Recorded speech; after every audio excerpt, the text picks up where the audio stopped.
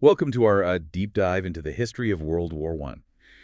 I've got to say, even just glancing at these Wikipedia excerpts you sent over, this conflict, it's like a rabbit hole of intrigue. Oh, absolutely. So much happened, and on such a scale, it's mind-boggling, even for a historian like myself. Right. So, for both our sakes and for everyone listening along, let's be clear on what we're trying to do today. We're not rehashing every battle or anything.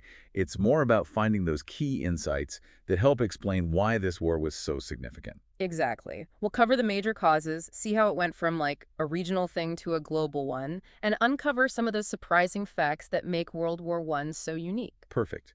Now, I know everyone brings up Archduke Franz Ferdinand's assassination, June 28th, 1914. It's like the World War One date. But was Europe really just waiting for someone to get shot to start fighting? Well, that's the big question, isn't it? It was the immediate trigger, no doubt. But to think that was the only cause, that's a huge oversimplification. Imagine, like, a pile of dry wood just needs a spark. Europe had been piling up that wood for decades. Okay, so let's break down this metaphorical woodpile. I'm seeing some recurring themes in these excerpts. Germany's rise, the Ottoman Empire struggling. Exactly. Germany in the early 1900s, they were becoming a real industrial powerhouse. Their military was rapidly modernizing too. And this, well, it disrupted the balance of power, made other nations nervous, particularly Great Britain. So almost like when someone gets really good at a board game you've always played together, suddenly the stakes feel different. That's a fantastic analogy. And then you've got the Ottoman Empire. Once a vast power, it was crumbling. This led to instability, particularly in the Balkans, a region already, full of ethnic and nationalistic tensions. Which makes this assassination in the Balkans all the more significant. But weren't there alliances in place to prevent things from escalating, like a safety net? Well, ironically, the alliance system actually made things worse. It was intended to deter aggression, but instead it created a chain reaction. When Austria-Hungary blamed Serbia for the assassination and issued their ultimatum, It says here in the Wikipedia entry, it was deliberately harsh, almost like they wanted Serbia to reject it. What was their thinking there? that's a point historians are still debating. Some say Austria-Hungary saw this as a chance to, like, assert dominance in the region. They knew their allies, particularly Germany, would back them up. Others think they just underestimated how easily it could lead to a wider war. Either way, it's fascinating how one nation's ultimatum could have such global repercussions. It's a prime example of how even seemingly isolated events can have ripple effects. Austria-Hungary declared war on Syria, Russia mobilized to support Serbia, Germany then declared war on Russia and its ally, France. It's a domino effect, each piece toppling the next. And then, of course, there's Belgium. Right. Germany's plan to quickly defeat France involved going through neutral Belgium, and this is what brought Great Britain into the war, because they had guaranteed Belgian neutrality. So what started as a regional dispute in the Balkans blew up into a full-blown continental war within weeks. It's almost like a historical 9/11, right? A single event that just reshaped the political landscape completely. That's an interesting parallel. Both events sparked fear, outrage, and everyone rushed to action, which made diplomacy very difficult. Okay, so we've got this tinderbox of pre-existing tensions, then the assassination is the match. But there's still that month in between, right? July 1914, what was happening then? That's the July crisis. It's a fascinating period of, frantic diplomatic maneuvering. Austria-Hungary is determined to punish Serbia, but the other powers are desperately trying to prevent a wider war. It sounds almost Shakespearean, like a tragedy unfolding even though everyone sees the ending coming. What were some key moments during this crisis? Well, you've got, like, frantic telegrams flying between capitals, monarchs, and diplomats trying to find some peaceful solution. There were attempts at mediation, but ultimately, mistrust and miscalculation won out. So even with all these efforts, war became inevitable. It seems that way, yeah. There's a sense of inevitability that hangs over the July crisis, as if events are spiraling out of control no matter what anyone tries to do. It's incredible to think that just a few weeks after that fateful day in Sarajevo, all of Europe was at war. But what really gets me looking at these sources is that it wasn't just Europe involved, was it? Not at all. World War I was a truly global conflict. Battles were fought far beyond Europe's borders. Like where? What are we talking? Well, think about it. The major powers had colonies all over the world. So you have fighting in Africa, the Middle East, Asia, even the Pacific. So this wasn't just European powers clashing. It drew in people from all corners of the world. Absolutely. And in some of these places, the war played out in ways that were very different from the European experience. For example, you have the East African campaign, where this German commander named Paul von Lettow-Vorbeck, he used guerrilla tactics to tie down Allied forces for years. Wow, that's incredible. It really seems like the scope of this war is much larger than most people realize. But before we go too far into those other theaters, let's go back to Europe in those early battles. One thing that jumps out is the staggering number of casualties, especially in the first few months. What caused such a horrifying loss of life? It was a deadly combination, really. You had these new technologies, but they were using outdated tactics.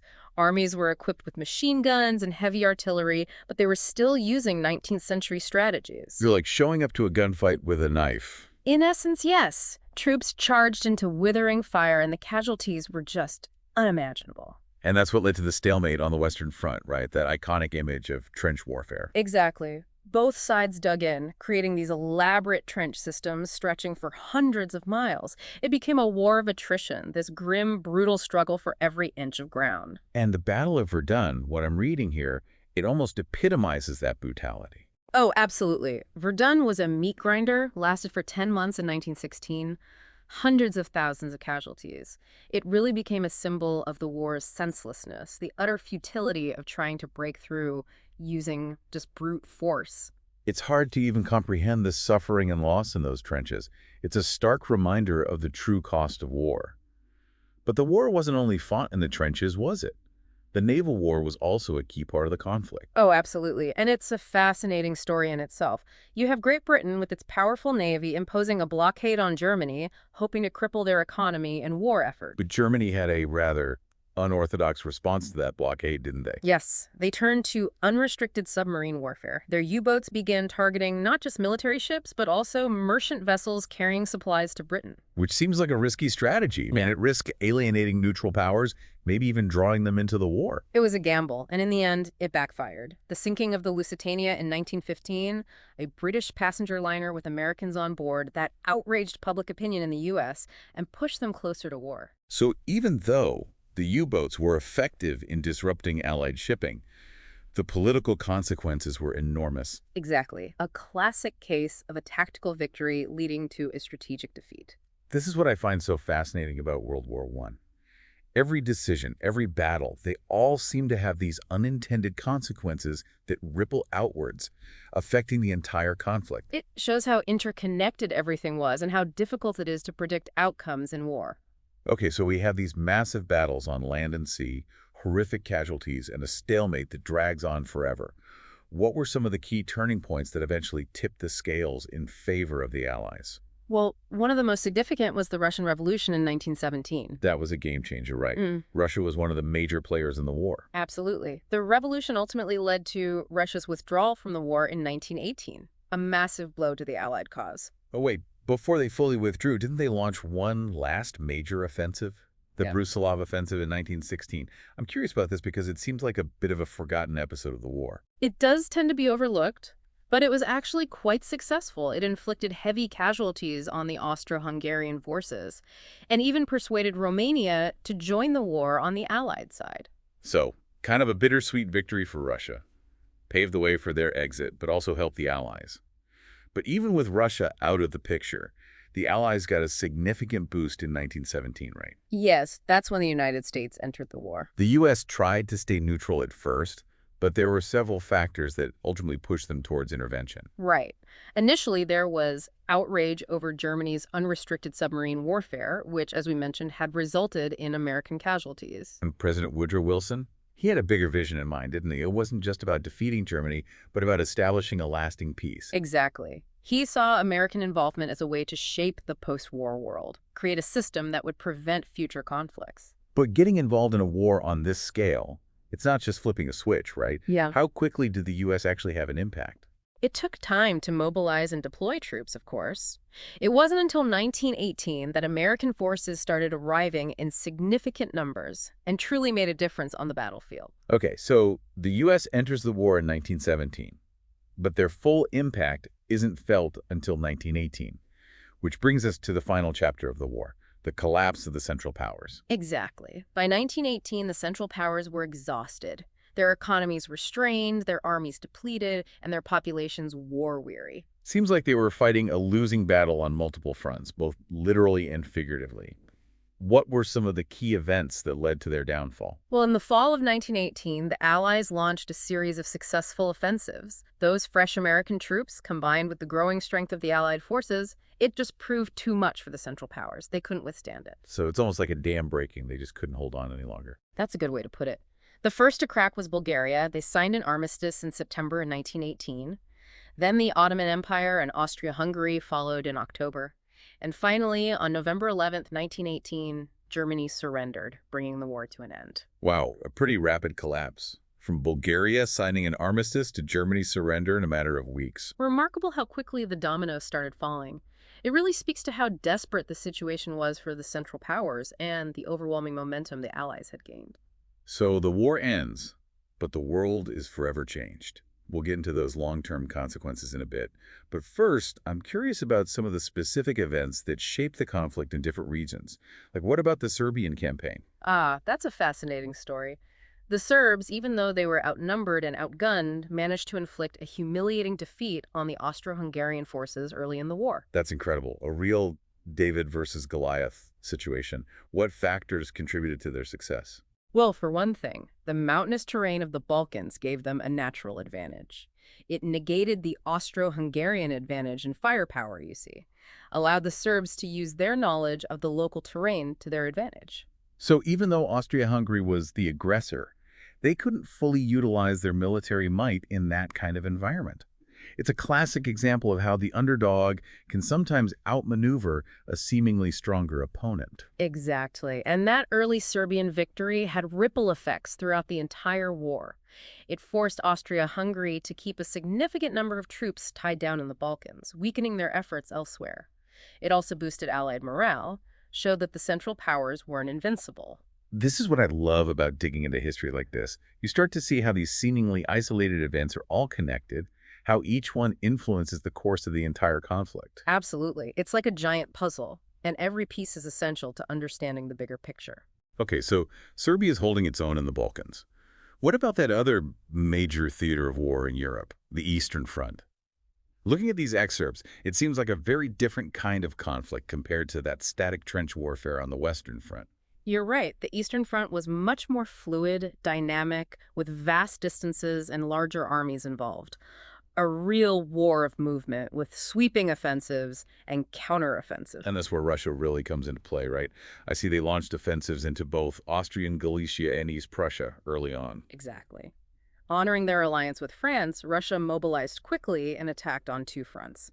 Those early offensives, though ultimately unsuccessful, they played a crucial role in relieving pressure on the Western Front, gave the French and British time to regroup and reorganize after their initial setbacks. It's amazing how these different fronts were interconnected, how events in one theater could have such a huge impact on the war's progress elsewhere. Like a giant chess game, each move having ripple effects across the whole board.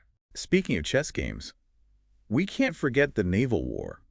I'm curious to hear more about how that played out, especially considering the strategic importance of the seas. Oh, the Naval War. It's a fascinating and complex part of the conflict.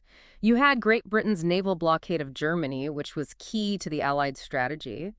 But then Germany's response, unrestricted submarine warfare, was a risky gamble that ultimately backfired. Seems like every decision in this war had unintended consequences. But let's switch gears for a moment and talk about the Brusilov offensive.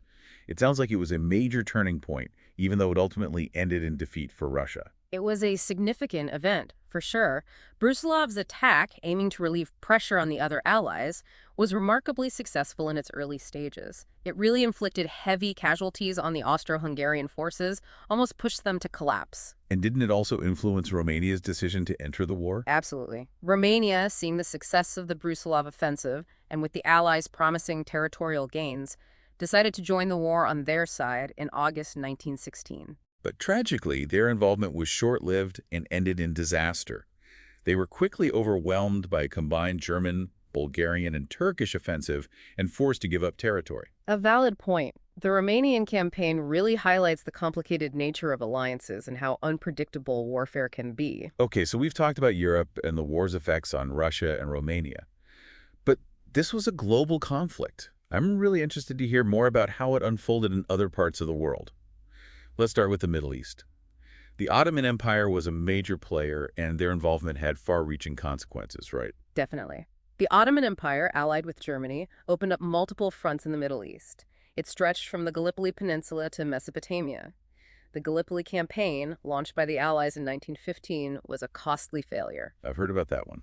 A major disaster for the British and their ANZ allies, wasn't it? It was. The Ottoman forces, led by Mustafa Kemal Ataturk, they repelled the Allied invasion, inflicted heavy casualties, and forced a withdrawal. That victory was a huge morale boost for the Ottomans and really solidified Kemal's reputation as a national hero. Wow, sounds like the Ottomans were a formidable opponent. What about Mesopotamia? I see here that the British were also engaged in the campaign there. Yeah, the British campaign in Mesopotamia was a tricky one. They faced logistical difficulties, harsh terrain, and strong resistance from the Ottoman forces. I'm seeing here that the British actually suffered a major setback at the Siege of Kut in 1916. That's right. It was a humiliating defeat for the British. Their forces were trapped and had to surrender. However, they did eventually regroup, capture Baghdad in 1917, and ultimately push the Ottomans out of Mesopotamia. This campaign in Mesopotamia was interesting for another reason, wasn't it? It involved this complex interplay of regional politics and competing interests. Oh, absolutely. The British relied on alliances with local Arab and Assyrian fighters, while the Ottomans sought support from Kurdish and Turkoman tribes. It was like a war within a war, with both sides trying to use local rivalries to their advantage. And that seems like a recurring theme throughout World War I. The global scale of the conflict meant it pulled in participants from all over the world, often with conflicting goals. You're right. It was a war that exposed the weaknesses of empires, fueled nationalist ambitions, and in the end, reshaped the geopolitical landscape of the 20th century. But before we get into the war's lasting consequences, let's go back to one last, often overlooked theater of war, the Italian front. Ah, yes, Italy. They initially joined the war on the side of the Central Powers, then switched sides. What caused that dramatic change of heart? Italy's decision to join the war was driven by a lot of different factors. They had territorial ambitions, wanting to gain land from Austria-Hungary, and they also had concerns about their strategic position, a growing sense that the Central Powers were probably not going to win the war. So they saw a chance to kind of play both sides and get the best deal for themselves. It's a bit more complicated than that, but there's some truth to it. The Allies, recognizing Italy's potential value, offered them territorial gains if they joined their side. And so Italy entered the war in 1915, adding another layer of complexity to an already multifaceted conflict. What was the fighting like on the Italian front? How did it compare to the other major theaters? The Italian front was characterized by brutal fighting in mountainous terrain. It was a war of attrition, much like the Western Front, with heavy casualties on both sides. And I'm seeing here there was a particularly devastating battle for the Italians at Caporetto in 1917. Right. The Battle of Caporetto was a major victory for the Central Powers, a crushing defeat for the Italians. However, with the help of their allies, they managed to stabilize the front and eventually push back. And ultimately, they were victorious, right? Yes, in 1918, the Italians launched a final offensive that led to the collapse of the Austro-Hungarian army and really hastened the end of the war. It's interesting how the Italian front, even though it is geographically separate from the main theaters of war, still played a crucial role in the overall outcome. It did, and Italy's eventual victory, though achieved at a high cost, helped to secure Allied control of the Adriatic and contributed to the final defeat of the Central Powers. It's remarkable how every piece of this global conflict, even seemingly isolated campaigns, ultimately fit together to shape the war's final outcome. It really speaks to how interconnected global events are and how unpredictable the consequences of war can be. Each decision, each battle, even seemingly insignificant ones, can have repercussions that echo across continents and down through generations. And as we move towards wrapping up our deep dive, it's crucial to examine those lasting consequences of this global conflict. But I think we've covered a lot of ground already, and it's probably a good point to pause. Agreed. We've laid the groundwork, explored the key events and turning points, and seen how this conflict truly spanned the globe. Next time, we'll dig into the aftermath, those consequences you mentioned, because World War I wasn't just about battles, it was about reshaping the entire world. So picking up where we left off, it's amazing how much World War I really reshaped the world even beyond those immediate battles. It is, yeah. We talked about empires collapsing, new countries being born. It's almost too much to grasp. It really is. But to give you, the listener, a better understanding, let's focus on some of the most significant consequences. First and foremost, the human cost. Just looking at this Wikipedia entry, Yeah. it's staggering. Over 9 million military personnel killed. And that doesn't even include civilian deaths. The numbers are almost impossible to comprehend, really. Entire generations wiped out, the scars on families and societies, they lasted for decades. It reminds you that behind these grand historical narratives, there are millions of individual stories of loss and suffering. And it wasn't just those immediate casualties, right? The war had a devastating impact on economies and societies, too. Absolutely. Europe was left in ruins, its industrial heartland shattered. The financial burden of the war was immense. It led to widespread poverty, inflation, social unrest. And politically, the map of Europe was completely redrawn. Gone were the empires that had dominated Europe for centuries. The Austro-Hungarian, Ottoman, Russian, and German empires all collapsed. This led to the creation of new nation-states. Countries like Poland, Czechoslovakia, Yugoslavia, they appeared on the map. It was a complete redrawing of the geopolitical landscape. It's incredible how this war, in a way, reshaped the whole political landscape of Europe. Right. But didn't they try to set up a system to prevent future wars? The League of Nations, right? They did. It was one of Woodrow Wilson's main goals, creating a lasting peace through international cooperation. The League was formed to promote diplomacy, resolve disputes peacefully. A noble idea, but sadly, it didn't work out in the end. Which is kind of tragically ironic, considering one of Wilson's big reasons for entering the war was to create lasting peace. Exactly. And one of the big reasons the League failed was the Treaty of Versailles, the peace treaty imposed on Germany. Ah, Versailles. Often seen as one of the main things that contributed to the rise of Hitler and the outbreak of World War II. It's complicated, of course, but many historians argue that the treaty was just too harsh on Germany, created this resentment, this economic hardship that extremist groups like the Nazis were able to exploit. So even though the war ended in 1918, its consequences continued to shape the world for decades. It's almost like the war cast a long shadow over the whole 20th century. A good way to put it. And it wasn't just the political and economic consequences either. World War I had a huge impact on technology, culture, the way we think about war itself. Could you expand on that a little, like specific examples of how the war influenced technology and culture? Well, technologically, the war really accelerated the development of new weapons, new technologies, Yeah. like tanks, airplanes, poison gas. These innovations would have a huge impact on warfare for years to come. And culturally, the war brought a sense of disillusionment, a questioning of traditional values, the horrors of trench warfare, the massive loss of life. They shattered those romantic notions of war that had existed in the 19th century. It's interesting how the war really forced people to face the brutal reality of modern warfare. It wasn't about glory and heroism anymore. It was about mud, blood, unimaginable suffering. And that disillusionment, you can see it reflected in the art and literature from that time, right? Absolutely. Look at the works of writers like Ernest Hemingway, Merrick Maria Remarque, Wilfred Owen. They captured the psychological trauma of war, that sense of loss, the alienation felt by a whole generation. It's a stark reminder that the consequences of war, they reach far beyond the battlefield. They affect every aspect of society, change the way we think, create, interact with the world. Which brings us back to the global nature of this conflict. We talked about Europe and the Middle East, but there were other fronts, other stories that are often forgotten. What about the war in Asia? The war in Asia was, in many ways, a microcosm of the bigger conflict. It reflected those global ambitions, the rivalries of the major powers. For instance, Japan, allied with Britain, saw it as a chance to expand their influence in the region. Right, I'm seeing here that Japan captured the German colony of Tsingtao in China. Exactly. And that was just one example. Japan also seized German islands in the Pacific, essentially taking over Germany's colonial empire in Asia. It was a bold move that highlighted Japan's growing ambitions and really set the stage for their even bigger expansionism in the years that followed. So even though the main fighting was happening in Europe, the war had a major impact on the balance of power in Asia. Absolutely. And it also had a profound impact on China, even though they weren't directly involved in the fighting. How so? I'd like to hear more about that. Well, China was going through a lot of political turmoil at that time. They had a weak central government and all these different factions competing for power.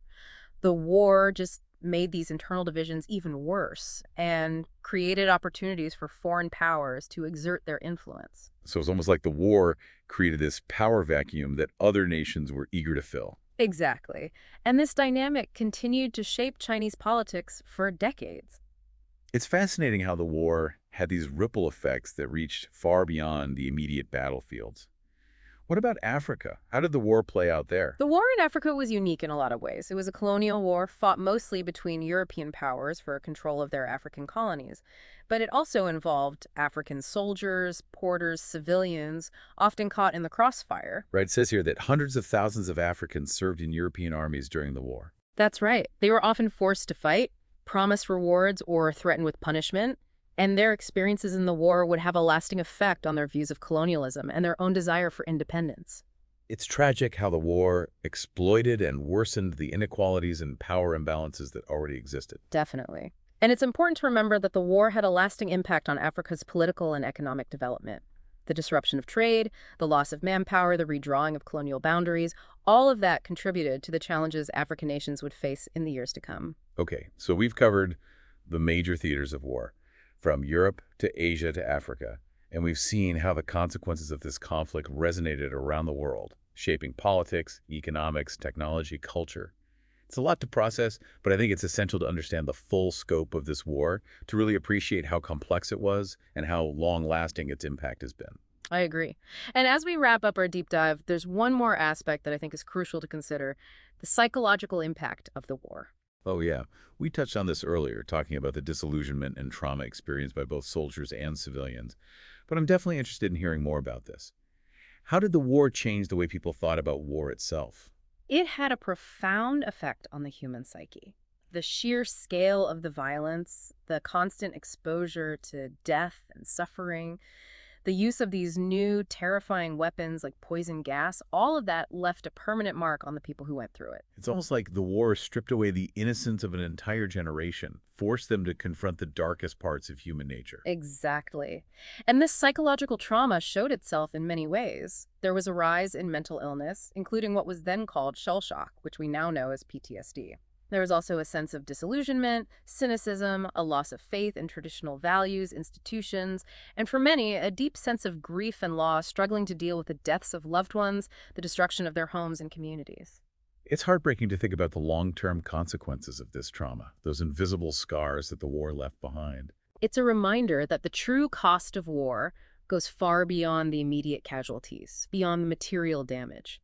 It's about the human cost, those psychological wounds that can linger for generations. Okay, we've covered so much today. We've explored the causes of the war, the main events, those turning points, the global nature of the conflict, and its profound and lasting consequences. It's been a fascinating and insightful journey. But before we finish up, is there anything else you think our listeners should keep in mind? I think it's vital to remember that history is not just about dates and battles. It's about people, their choices, their experiences, their struggles. And as we reflect on World War I, it's important to honor the memory of those who lived through it, those who fought and died, those who suffered and endured. Their stories deserve to be heard, their sacrifices remembered. That's a powerful message. And it really gets to the heart of why studying history is so important. It's not just about the past, it's about understanding the present and shaping the future. Absolutely. By understanding the mistakes and the triumphs of those who came before us, we can learn valuable lessons to help us navigate the challenges of our own time. And as we conclude this deep dive, I hope you, the listener, feel inspired to keep exploring this complex and fascinating period in history. There's always more to learn, more stories to discover, more viewpoints to consider. I agree. And who knows, maybe by digging deeper into this conflict, we can better understand our own world and the challenges we face today. That's a great point. I think it's a perfect way to wrap things up. Thanks for joining us on this deep dive. Until next time, keep exploring, keep questioning, and keep learning. Picking up from where we left off, I'm still really struck by that idea of World War I impacting the psychology of a whole generation. It's crucial. We can talk about battles and treaties and all that, but it's the way people thought about the world, about themselves. That's the war's real legacy. Yeah, because it wasn't like wars that came before. Hmm. The technology, how huge the fighting was, it was all so different, so much more brutal. Exactly. And you see that reflected everywhere in the literature, art, even the political movements that popped up after the war. There's this feeling of disillusionment, questioning authority, trying to find meaning in a world that suddenly seemed way more fragile. Like, what specific things are we talking about? Well, think of the lost generation of writers. Yeah. Hemingway, Remarque, Fitzgerald, their books are full of disillusionment, alienation, the scars the war left behind mentally. Even people who weren't on the front lines, they were affected by the sheer number of deaths, the upheaval in society, the economic troubles. It was a trauma everyone shared. And this trauma, it wasn't just in Europe, was it? We've been seeing how global the war was. So the impact on people's minds must have been global too, right? Absolutely. For soldiers coming from colonized nations, the war was a really jarring experience. They were fighting for empires that often treated them as second-class citizens. That contradiction, it fueled nationalist movements and, in the end, helped bring down those empires. So it's like the war forced people to see the hypocrisy in the systems they were living under. That's a great way to put it. And for so many people worldwide, the war shattered this idea of progress, the belief that humanity was getting better and better. Suddenly, the world could be incredibly brutal, incredibly destructive. Which makes those efforts to make a lasting peace even more important. Mhm. We talked about the League of Nations and how, even though it had good intentions, it failed to stop another world war. Why was that? Was it just destined to fail? Hard to say for sure, but it faced some big obstacles right from the start. It didn't really have the power to enforce anything, and some important nations like the US, they never even joined. And then there's the Treaty of Versailles, which was supposed to be the peace settlement to stop future wars. But a lot of people see it as a cause of World War II. How did that happen? Well, the treaty was really punishing towards Germany. They had to pay huge reparations, lost territory, and there was this war guilt clause, basically blaming them for the whole war. Yeah, I could see how that would create resentment, make things unstable. It's like they were almost setting the stage for another conflict by making everyone so angry and humiliated. That's what many historians say. That economic hardship from the reparations, combined with how politically shaky the Weimar Republic was, it made a perfect breeding ground for extremist groups like the Nazis to gain power. So in a sense, the seeds of World War II were sown in the aftermath of World War I. It's a sobering thought, but I think it's an important one. It reminds us that peace isn't just about ending a war. It's about building a world where things are stable and fair. And that needs empathy, understanding, and a willingness to deal with the issues that cause conflict in the first place. This whole conversation has been so eye-opening. And for everyone listening, I hope it makes you want to keep learning more. World War I was such a complicated event. There's always more to discover. I agree. One thing that still fascinates me is how individual stories help us understand history. Beyond the big picture stuff, the battles and treaties, there are millions of personal experiences that make up this war. Exactly. Like, what was it like to be a soldier in those trenches? A nurse right there on the front lines? A civilian caught in the middle of it all? Those personal stories really make history come alive. They help us connect with the human cost of war. That's it. And they can also challenge our assumptions, give us new ways to see things we thought we knew. So the takeaway, I guess, is that learning about history is never really finished. It's not just about remembering facts and dates. It's about connecting with the past in a way that helps us understand the world today and maybe even helps us make a better future. I couldn't have put it better myself. And for anyone listening who wants to explore more, there are tons of resources out there, books, documentaries, museums, online archives. It's a really enriching area to explore. I totally agree. And I just add, don't be afraid to ask questions, to challenge what you think you know, to look for different perspectives. That's how we keep history alive and relevant. Well said. And I think that's a great place to wrap up our deep dive for today. It has been. It's been great exploring this complex and fascinating topic with you. And to everyone listening, thank you for joining us on this journey. I hope you found it as thought-provoking and insightful as we have. Until next time, keep exploring, keep questioning, and keep learning.